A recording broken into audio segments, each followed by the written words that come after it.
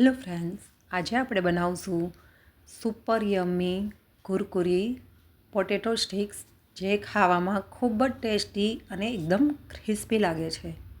આ રેસીપી બનાવવા માટે સમય ખાલી 7થી 10 જ મિનિટનો લાગે છે. તો તેના માટે 7થી 8 નંગ બાફેલા બટેકા. આ બટેકાને આપણે બરાબર રીતે મેશ કરી લેશું. બટેકાનો માવો એકદમ સ્મૂથ બને એ રીતે પ્રોપરલી મેશ કરી લેવાના છે. હવે આ માવામાં આપણે 3 ચમચી મકાઈનો લોટ એટલે કે કોર્નફ્લોર આપણે લેવાનું છે. જો આ પોટેટો સ્ટિક્સ તમે ઉપવાસ માટે બનાવતા હોય તો તમે તપખીર અથવા આરાનો લોટ પણ લઈ શકો છો. આ રીતે કોર્નફ્લોર એડ કરવાથી સ્ટિક્સ ક્રિસ્પી પણ બને છે અને બાઇન્ડિંગ પણ સારું આવે છે. ત્યાર પછી અડધી ચમચી શેકેલું જીરું પાવડર, 5 ચમચી મરી ને થોડા લીલા ધાણા નાખવાના છે. ત્યાર પછી 1 ચમચી લાલ મરચું પાવડર. લાલ મરચાં પાવડરની જગ્યાએ તમે લીલા મરચાં પણ લઈ શકો છો. 1 ચમચી ધાણા જીરું પાવડર, 1 ચમચી મીઠું, થોડો ગરમ મસાલો નાખી બધું બરાબર મિક્સ કરી દો. ઉપવાસમાં તમે બનાવતા હોય તો કોર્નફ્લોરની જગ્યાએ આરાનો લોટ કે તપખીરનો લોટ પણ તમે લઈ શકો છો. હવે માવો તૈયાર થઈ ગયો છે. તો બેઝ ઉપર આપણે થોડો લોટ નાખી થોડો માવો લઈને આ રીતે સ્ટિક જેવું બનાવી લેવાનું છે અને વચ્ચે સેન્ટરમાંથી આ રીતે કટ કરીને સ્ટિક તૈયાર કરવાની છે. સેમ આ જ રીતે આપણે બધી સ્ટિક તૈયાર કરવાની છે. આ સ્ટિક્સ તમે કટર પેડ ઉપર, પાટલી ઉપર કે પ્લેટફોર્મ પર તમે થોડો લોટ નાખી તમને ફાવે એ રીતે બધી સ્ટિક્સ તૈયાર કરી શકો છો.